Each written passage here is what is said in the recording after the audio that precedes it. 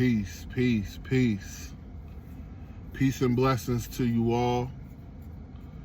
I hope that you're okay.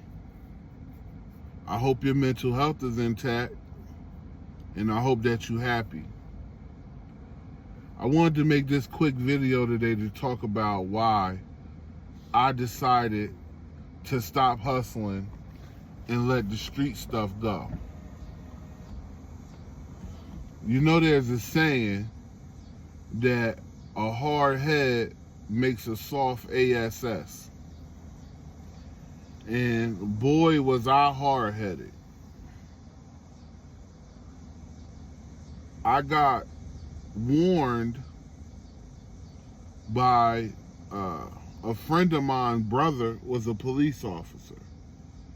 And he told me, hey, you know you being watched and your name is being brought up in a lot of stuff out here. And they just busted my brother.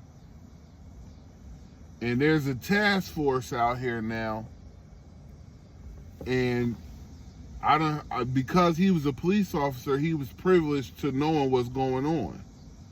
And he told me, your name is being brought up. You need to chill out. I know you just had a baby. And you don't want them to kick your door in, man, with your girl and your baby in there. They're going to take the baby. So I'm like, damn.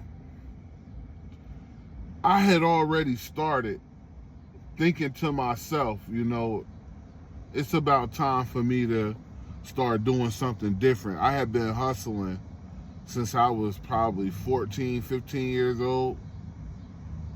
And I'm going to just say, I'm not going to say the person's name. I'm going to just say my man's name is Doobie. I met a cat by the name of Doobie, and he was so deep into the trenches and a hustler, and he was like, hey man, where you from? I'm like, yeah, I live in Willingboro. I'm from Willingboro. He like, oh yeah, I'm from a different town. But, you know, this is what we do out where I'm from. And I be getting to the money. And I'm like, okay, I'm young. I'm still a young video game person. I'm not even thinking about no street stuff like that. I didn't care nothing about it. But he pulled out a knot of money. And it was the first time in my life I ever seen a person my age with a knot of money like that in their pocket. He had about $3,000 in his pocket. And we was 14, maybe about to turn 15. He said, man, you want to get down with me and get money like this, man, just come to my crib when we get out of school. Because we was in the same school together.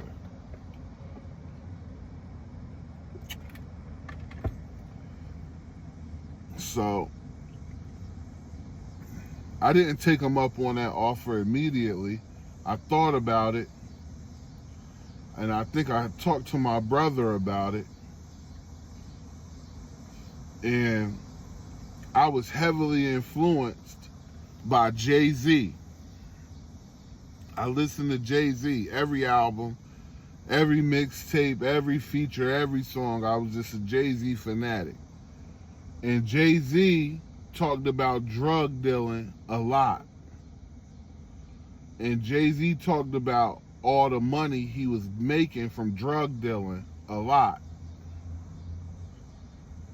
So I said, man, it ain't gonna hurt. Let me try it. Let me just see what it is. So the next time I seen Doobie,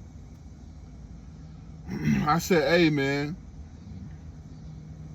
I don't got a lot of money, but I got this. I probably had about $70. I was like, man, whatever you doing, I want parts of it because I'm trying to have money like that. So you're like, all right.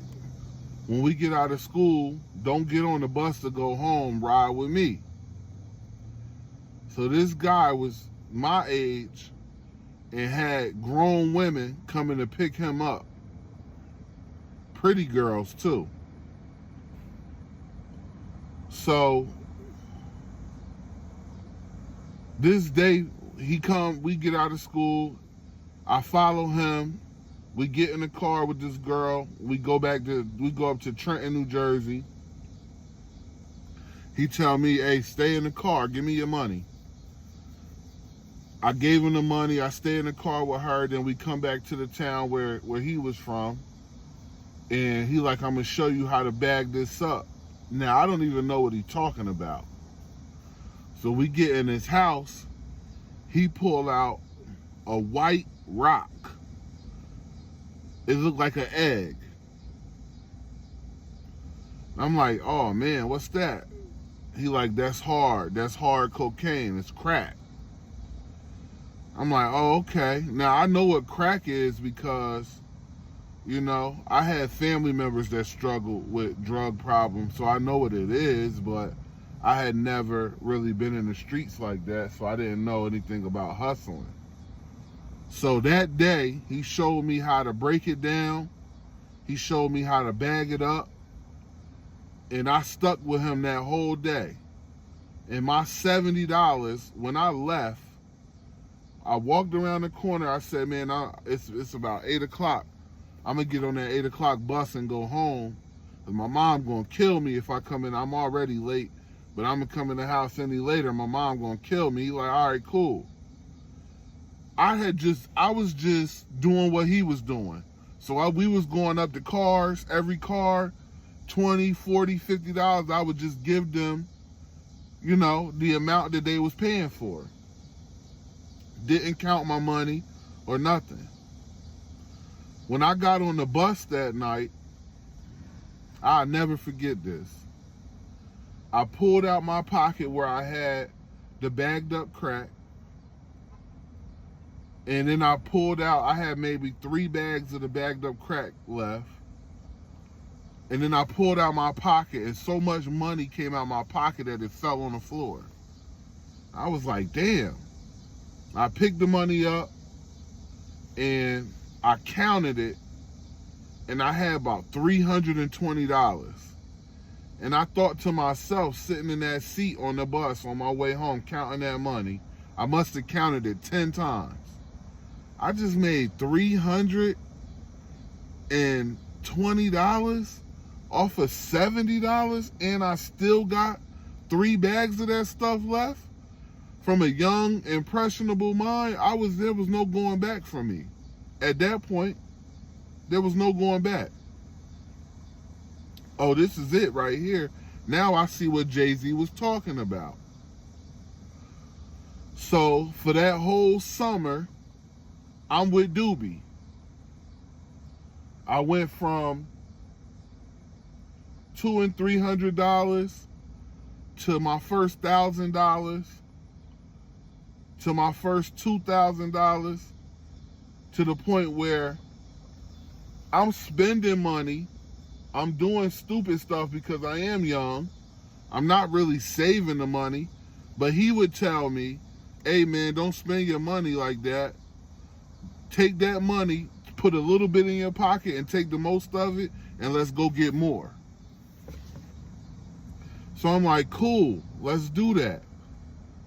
By the end of the summer, I was buying a lot. And I was dealing with $2,000 and $3,000 and $4,000 as a 15-year-old. Now, my birthday passed in July. I was 15 years old. And for the first time, when it was time to go back to school, I didn't have to look at my mom and say, can you buy me some school clothes and school sneakers? I actually bought my own stuff. I actually bought my brother, I think I bought my brother and my sister some stuff. And my mom said, where you get that money from? Because she didn't know what I was doing. She just know that I was not home a lot. I would always tell her I was out with my friends. I'm out with my friends. I'm out with my friends. And when I always had to, my mom was such an open person. And so we always had the greatest relationship with my mom, me, my brother, and my sister. Well, we could talk to her about anything. So I really didn't have to lie to her. But at first, I lied. I think I made up a story about me doing a job with somebody or something. And she looked at me like, where you get that money from? Stop playing with me. So I told her the truth. I said, well, I've been hustling. You been hustling? I said, yeah. Selling drugs. She said, oh, you selling drugs now? That's what you want to do? I said, I'm making a lot of money doing it. She said, let me tell you something. I'm not a man. And I could tell you, I don't want you doing that. Don't do it. I could say all this stuff, but you're not going to listen to me. I can see it in your eyes that you're not going to listen to me. Only thing I'm going to tell you is that if this is the path that you want to go down, it's consequences for your actions. It's consequences for everything that you do. So if this is the path you want to go down, and you want to mess your life up by selling drugs and wind up dead or in prison, I can't tell you to not do it because you're not going to listen to me anyway. And I wasn't.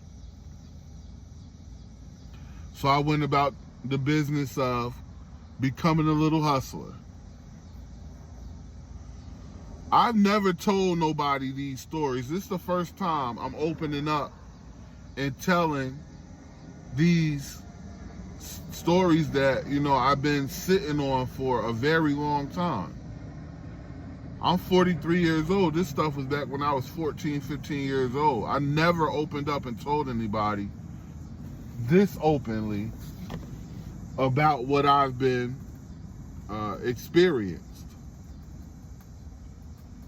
So now I'm hustling. I'm making all of this money. It's the early 2000s. I'm making all of this money. I'm the man now. I think I'm God's gift to the world. I got long braids. I'm dressed to the nines all the time. Jewelry on, gold in my mouth. I'm running around looking like I'm a rapper. And me not knowing what comes with street life. Violence comes with street life. Deception comes with street life. Dishonor comes with street life. I'm doing all of this stuff, not knowing that I'm about to run into all of these evil and negative things. And like I said in the previous video, luckily, I was smart enough to never try any of the drugs. I never did it. I only smoked marijuana. I never tried a drug in my life. I never popped a pill. None of that. I always been more of a sober-minded person. I never had that addictive spirit that will make me want to try different drugs and stuff. I never was that person. But years passed. I dedicated my life to hustling. Now I'm starting to make music. I'm in the studio. I'm putting mixtapes out in the streets. I've been on the radio. I've been in music shows and, concerts, and, I've performed. I've done a lot of different stuff dealing with the drug culture. Now, I have my first child with the mother of my children. And she been with me since 17. And now she's like it's time for us to, because it's so bad that I even had the mother of my children hustling. And she's a suburban girl, come from a wholesome family, never been around that type of stuff in her life. And like I said in the previous video, I influenced a lot of people to go down the wrong path, and she was one of them.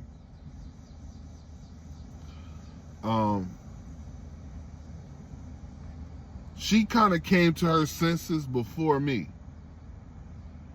And when she did, she gave me an ultimatum and said, I don't want my daughter around this foolishness. It's time to change, and it's time for us to do something different with our lives instead of this hustle and stuff. And she wanted to get married and for us to have a family and move away and start over. And it was more like a pick a place on a map. It's just me, you, and our daughter. We go, we'll save our money. We'll go, we'll get us a place, and we just start over. No drug dealing, none of that stuff. We're just gonna start over. We're gonna, get careers and all of that type of stuff. And I wasn't trying to hear it.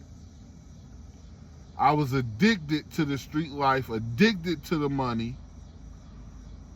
When I could go outside and come back in the house with $1,000 any given day, and that's on the low end, what teenager that's coming from not poverty, but I didn't have, we wasn't rich. So I wasn't necessarily overly deprived, but somewhat deprived, because we didn't have a lot. My mom was a single mom, working to take care of 3 children by herself.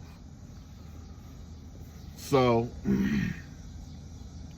I was stubborn. I wasn't trying to hear it. And I wanted to keep hustling. I wanted to keep my reputation. I was super popular. I was cheating on her like crazy.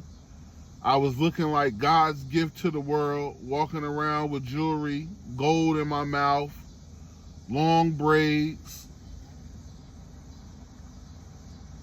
gang banging.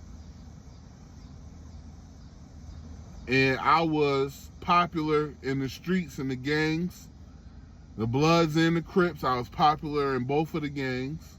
I was popular with the older guys, and I was also popular with the females that was selling themselves. So I was just like that. I thought I was that dude, man, and can't nobody tell me nothing. But fast forward, it got to the point where everybody started to get busted.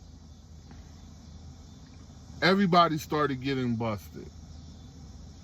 And a friend of mine, his brother was a police officer, so he told me I was on the radar, and I wasn't trying to get busted with my newborn baby and the mother of my children. So I told her, I think it's best for us to move away from here and try to start over. And I really don't want to hustle no more, but I don't have the skills to do anything else. Part 2 coming.